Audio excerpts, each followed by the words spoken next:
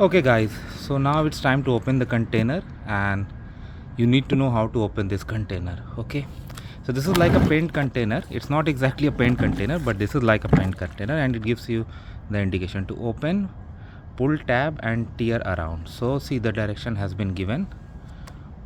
You need to pull it, and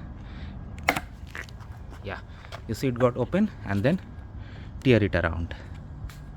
So I did that, and this container is now ready to be used. So for any paint container or something you have, like this is driveway sealing solution, but the same method can be used to unseal the container.